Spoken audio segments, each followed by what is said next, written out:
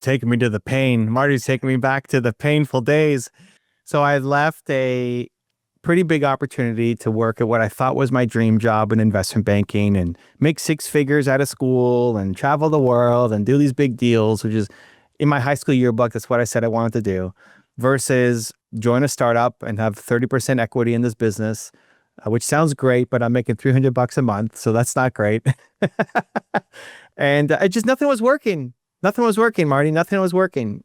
And I was working every single day and nothing just seemed to be working at all. And I made it harder on myself that I didn't let anybody else in. I didn't tell my friends. They all had the jobs that I wanted and they were, wanted to go out to have dinner or drinks or whatever. And I couldn't afford it. And so I told them I'm hustling, I'm living the entrepreneur life here, but really I was like broke and couldn't afford to go out. So I isolated myself because I was embarrassed. I was ashamed. I didn't want to tell them that I was struggling, which is stupid in like thinking about it, but that was my 19-year-old, brain at the time. And I guess it's hard when you're in the middle of something. Even now, I don't think I ask for help enough. When you're struggling with something, I think it's good that we entrepreneurs will like, okay, there's a problem. We're going to solve the problem. Let's go find and solve the problem. But we probably all suck at asking for help. And there's people who could help us if we just let people in a little bit more. So this is I'll have to watch this episode back as a reminder to myself. Carmichael, asked for help. But yeah, nothing was working. It ended up me quitting on my business partner and then realizing that night that if I quit, I'm going to live with regrets and I just need to find a different way to stand. And I looked at Bill Gates, who started Microsoft. I had a software company. He was the only software person I could think of. And I studied how Microsoft started their business. And I applied that to my business. And then we started to grow.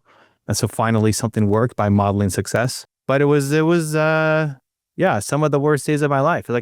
If you're not putting effort in and you don't get results, that's fine. You can, why is my podcast not growing? Well, you didn't do any episodes this year. Like that, okay, you could see that. But if you're like making an episode every single day and you're grinding your face off and like it's not growing, like what am I doing? Like your self-worth gets caught up because you're putting so much effort in. It's just like zero results. Like, how do I suck so much? This is crazy. So that was what was going through my mind.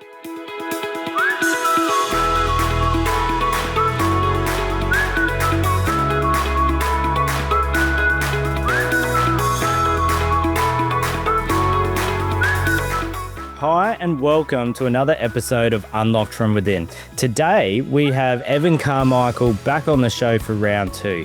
He's helped millions find clarity, courage and purpose. And today we're going to go a little bit of a deeper dive into his book, Your One Word, The Powerful Secret to Creating a Business and Life That Matters. This is a great book, I believe, for someone that's giving it their all and they're just not getting the results.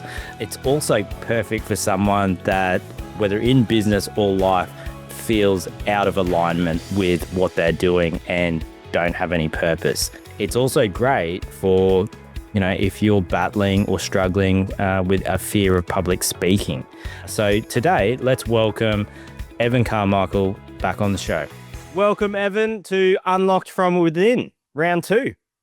Thanks for the love, man. You got the Canada background, but you're not in Canada. That's it. It's a bit of a virtual vision board. Obviously, we might, like as we touched on last time, I've got a skiing, snowboarding brand, and I haven't been to Banff yet. So I'm working on it. When is the Banff episode happening? In the future, it'll happen. It will happen. It will happen one day. So, but yeah, how have you been? Good, man. Busy, crazy, fun, excited to do round 2 with Marty Clay. Let's go. Awesome, Evan. Well, I want to go straight into it. And, today, I want to talk about, your book, Your One Word, The Powerful Secret to, creating a business and life that matters. I believe it's, one of the top books that I've found that's been really, really helpful in my business and in my life and with my clients as well. So I want to dive deep into it. And, there's some points in there, you talk about early on, one of the things that really resonated with me was you were talking about one of your early businesses where you were trying everything and nothing was working and you felt useless. Like, can you unpack what was going on in that? it was taking me to the pain. Marty's taking me back to the painful days.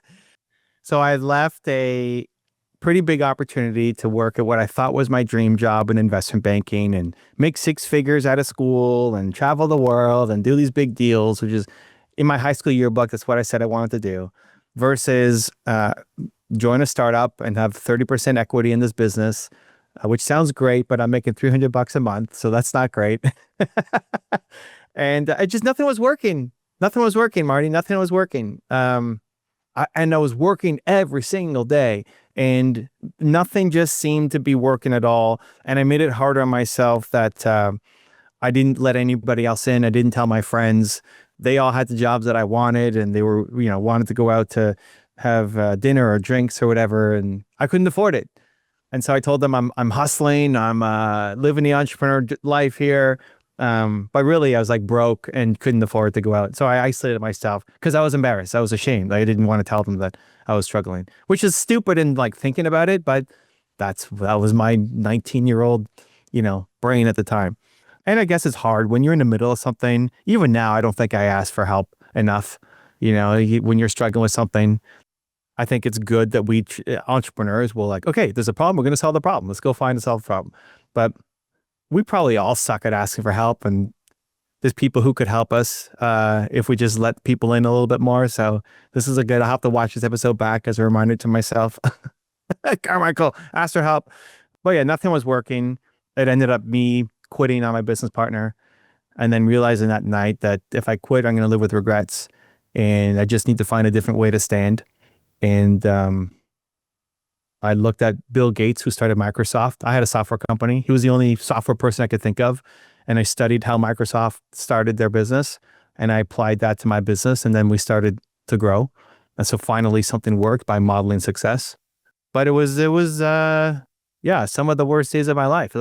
If you're not putting effort in and you don't get results, that's fine. You can, why is my podcast not growing? Well, you didn't do any episodes this year. Like that, okay, you could see that. But if you're like making an episode every single day and you're grinding your face off and like it's not growing, like what am I doing? Like your self-worth gets caught up because you're putting so much effort in. It's just like zero results. Like, how do I suck so much? This is crazy. So that was what was going through my mind. Yeah, It really was rough. It was interesting. Like what really resonated with me when I heard that story is like I had something similar that was going on in the second year of COVID in 2021, where it was like up until that point, like we just came off our best year, our breakthrough year with the skiing, snowboarding business. It finally took off. We're doing the biggest numbers we've ever done. And then the following year, it was the exact opposite. And it was funny because it was sort of like, well, it wasn't funny, but not that I'm someone that will boast or anything, but I do remember saying these words to myself and possibly to my wife, which I wish I could have taken back. And it was, we just got through COVID, we can get through anything. And it was like this intention to the universe saying, really, you really got this? And then the following year, it just went, to shambles. And it was the curveballs that I didn't expect that would derail us. And then it was one thing after another, like through the whole year. And it was like you said, up until that point for me, it was like, usually if I put in the work, eventually I'm going to see some kind of positive result or a result. This time, this round in 2021, it was just one thing after another. The more I pushed, the harder I tried, nothing was working. And I was just, like you said, it was isolating. If I did go speak to some people, like friends and family and that, if they weren't business owners, they just didn't get it. And so, so it's, I don't know. I just think it's one of those things that if there's people out there that are giving something a go, it is something nice to hear that it sometimes, it just doesn't work out. But if you had that one word during that time, how could it have been different? Yeah. So the idea with one word that Marty's talking about, wrote a book about it, but everybody has a single most important core value. And when you figure that out, then it gives you your roadmap or your compass for your life. And so mine is belief. And believe comes from belief in self. So, self-confidence, but also belief in what you're doing and the belief that it will work out. And I've always been attracted to those things. My favorite movie is Seabiscuit. It's about this horse that's too small and a jockey that's too big and an owner that has no money, and they somehow find each other and end up winning all these races. I needed a lot more belief. Like I actually did quit on my business partner, and then the next day showed up and went back to work. It could have been a lot easier if I had figured that out sooner. So I think a lot of the unhappiness, like what's your one word, Marty? Well, mine, just after reading your book, it feels like it is belief, because the funny thing through that period is my worst fears that I didn't really tell anyone about was going bankrupt and not being able to survive on the other side of that. And then so like I didn't go bankrupt. I was emotionally bankrupt. And then seeing how that played out, I was like, I just got through it. I can figure out. I just didn't believe I could. So it's interesting. Yeah. And what's also fun is having done this exercise with, I don't know, tons, how many people we've done it through. People's one word is the most important core value. It's also the gift that you give other people in the world. So you're going to pour belief into your friends, your family, your community, your audience. But it's always something positive. Having done this exercise with tens of thousands of people, it's always something positive. I've never had somebody's one word be like death or kill. It's something. It's belief. It's freedom. It's belong. It's always something positive, which just reinforces my belief that people are good. Yeah. Humans are good. Like deep down, we're good. So why do people who are good do bad things? Well, they're just in a lot of pain.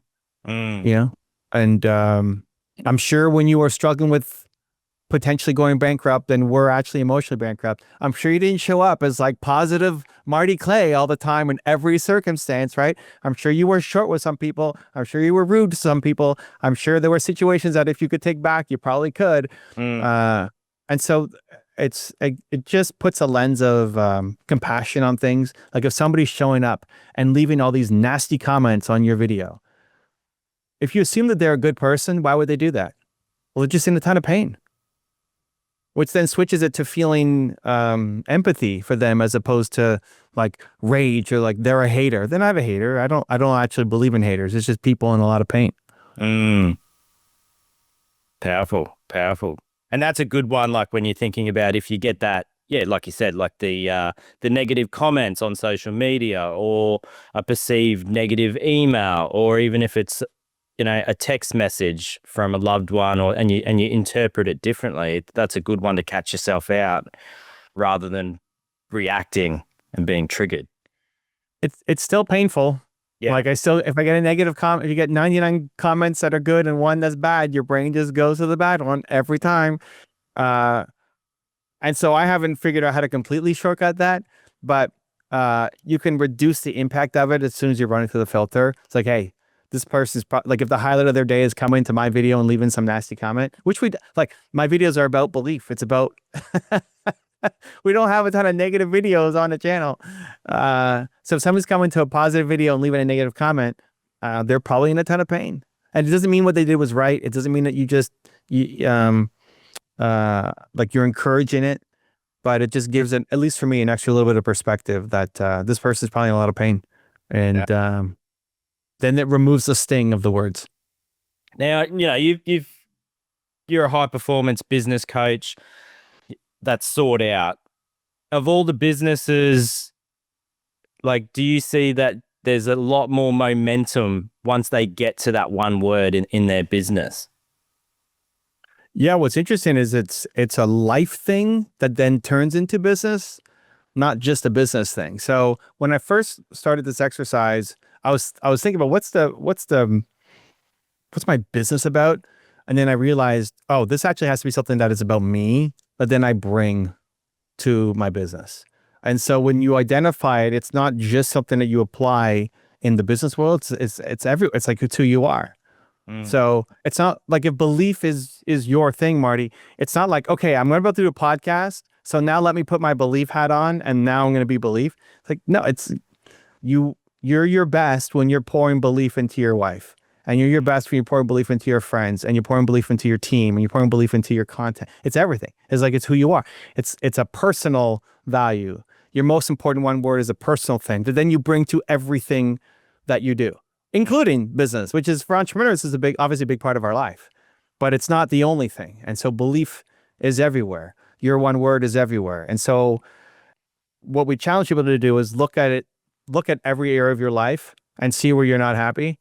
And if you're not happy in an area of your life, it's because there's a misalignment between your belief, your one word, your purpose, and the actions that you're taking. So you could be fully spreading belief to your team and to your community, but then if you go back home and you're not pouring into your wife, okay, now you know how to fix the problem. Like, pour more belief into your wife. She'll be happier, you'll be happier. So it just puts a lens on every area of your life, which then can force some hard decisions. You know, if you recognize, hey, I'm better to my team than I am to my wife, that's a hard realization, right? It's like, okay, but it at least gives you something to work on, an action plan, and how to do it. So if your wife, and my wife too, since we both have belief, right? If like my wife believes in herself more after hanging around me, like, I'm doing a good job. Powerful. And like, you know, you talk a little bit further in the book about like the family cycle, and, you know, really thinking about that, you know, how you were just talking about that, the one word for the family. So like, for anyone that's listening or reading the book, or it's halfway through the book, just like what you just said then, like it doesn't just have to be one word for your business. It's trying to find that one word for your, you know, in your family life. You might have multiple businesses, but connecting it to that one word, not having like one word for one business, another word for another business. Yeah, exactly. Because that's out of alignment with who you are. Yeah. And so you move into the speaking world, it's the same thing. Like, the goal of doing a speech is to have people feel different, which then enables them to act different. Like, the best thing you can give people is letting them borrow your belief. So we both have belief. Usually when I do this, like, the podcast host word or something different. So it's a little, but we're both aligned. So this is great, Marty. But like, if it's love or freedom, you know, if that's your most important core value, then when you get on stage and speak, your goal is to help the audience feel more love or feel more freedom. You're going to teach them tactics. You're going to give them strategies. Cool. But if they don't feel the love or freedom or belief, they're not going to do any of the work. And so we're not just getting up on stage and saying, believe, and just, I guess you could do that, but I'm getting up and giving tactics and strategies, but the goal, like, nothing will happen unless they have belief. And so if you can identify what your most important core value is, it also enables you to impact other people, whether that's one-on-ones in interviews, whether that's content, or whether you're speaking on stage to thousands of people, because you want them to feel the same thing too. Awesome. And so, yeah, just on public speaking, like, now there's a lot of people that have a fear of public speaking, and like, just take, you know, you're introverted, and you're an international speaker, but like, just take us back to like when you just started getting into the international speaking. Like, what were some things that helped for you to overcome the fear of public speaking? So there's a hug and a push, and I use both of these depending on what I need the most. So in your question, you're presupposing that fear is a good enough reason not to do it. And so one of the things that I want to try to eradicate is that fear is a good enough reason. And so that'll be anytime I can catch it, because often we won't catch it. We'll find some other reason. I'm sick. Oh, I don't have my presentation prepared. You find some reason, but really you're just afraid. So if you can actually label it, like, you just catch yourself that you're afraid, then I don't want to make a decision because I'm afraid. Like, it's just not a good enough reason. So scary, difficult, and hard. If that's the reason why I'm not doing it, then I have to do it just because I want to train myself that I do the scary things. So that's the push. That's hard. That's hard to do. But you triggered me as soon as you said fear. Like, okay, and that's not a good enough reason. Yeah. It's like, yeah. Evan, let him finish his sentence. Let him, you know, getting all triggered. But that's my mental, like as soon as I hear it, say it, speak it, write it. If I catch it, then that's not a good enough reason. So if you're afraid of public speaking, don't accept that as a good enough reason. So that's the push. You do scary things, period. Otherwise, what are you doing? You're doing the same life over and over and over again. Like if you never do anything you're afraid of, you're just living the same life. Yeah, like I know That is something different. that's it. And like I know for myself, I know exactly the origin of my fear of public speaking. I was halfway through year 2 and I wasn't able to, I was bored. The teacher was reading to the class like a book and she saw I was bored and made me stand up in front of the class to start reading. And once I stood up and I couldn't read at the standard that they wanted me to read at, everyone was laughing at me. And so I understood that later on in my life, the origin of where it came from. But every time after that, I didn't want to speak, or that feeling, that churning, the gurgling in your throat. And I found, like you said, it's like riding a bike. The more that you step into it, bit by bit, just moving a little bit more into it. And so like for workshops, I find that helps me to settle into it is just start by asking everyone else in the room first about why they're there, why are they here, what do they want to get out of the workshop, and that helps me settle into the room as it's because I'm focusing on them and not me. Yep. So that's more the hug. So there's like it's a push and a hug, and I'll use both depending on what I need. So the push is just not accepting that hard, scary, difficult fear is a good enough reason. I don't want to teach myself that. I don't want to. If you think about what lesson would you want to give your kids? You're afraid. Oh, so like never do it. If you thought about it, that wouldn't be my lesson. But you're living it yourself. So that's the push. The hug is service. The hug is like, why are you doing it? Why are you getting on stage? For your big ego? No, you're hopefully not. you're getting on stage to help. Like there's people out there who can help. They need help. They're here for a reason. And so whether that, I'll try to hang out in the audience before just to make some personal connections, to hear their stories. So it's not just a face, but there's like a human and they're here for a reason, try to understand them. That's great what you suggested. If you're in a workshop setting and you can kind of go around and you have time to have people share their story, super cool. But it's service. Like anytime you think about service, you're more likely to do the difficult thing than if it was just for yourself.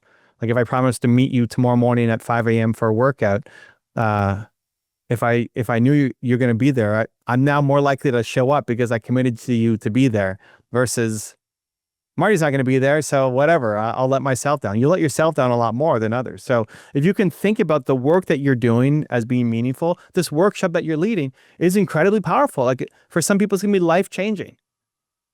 And so you're not going to host the workshop because you're afraid. Like it just becomes not a good enough reason, right? You're going to make a video that could be life changing for someone, but you're not going to because you have a pimple on your nose. It's like the things that we think of as valid reasons just disappear when you can put it in the context of service.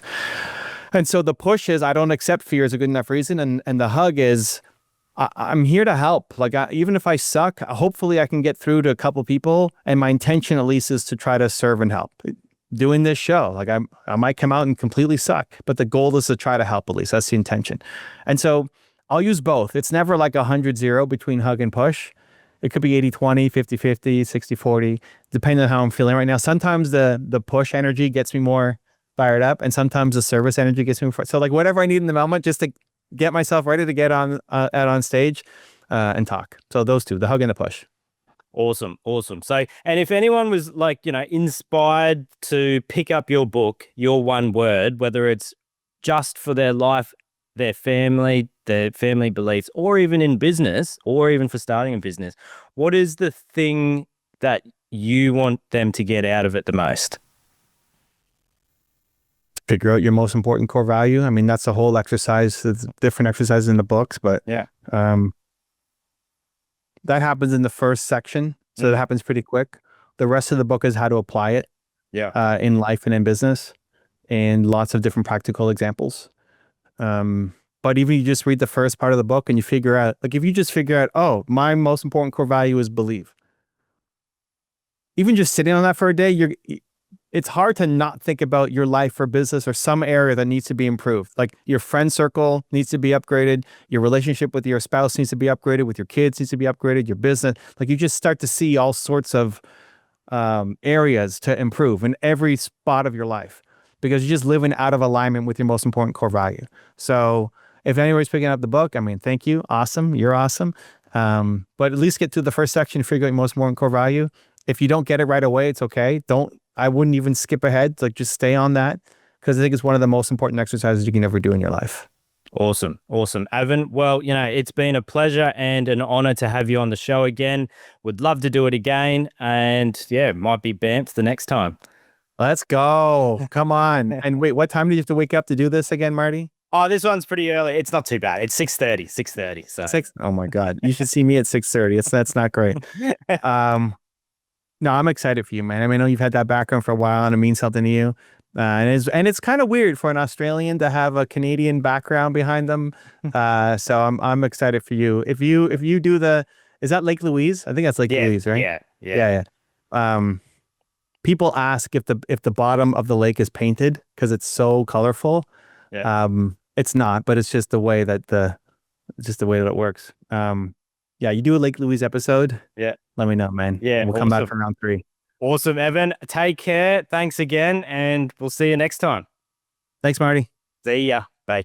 Thanks for listening to another episode of Unlocked from Within. If you found any value in today's episode, please leave a comment of if you had any aha moments, any breakthroughs, or even if you've discovered your one word. I'd love to hear about it, love to see it.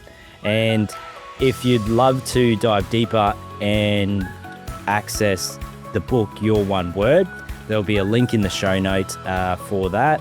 And I'll also have any links in the show notes if you'd love to follow Evan Carmichael further. If anyone would love to experience a Unlocked from Within one-on-one session with myself, they're perfect for getting over the fear of public speaking. If you've got a limiting belief or a blockage and you're just looking for some clarity, there'll be a link also in the show notes for that.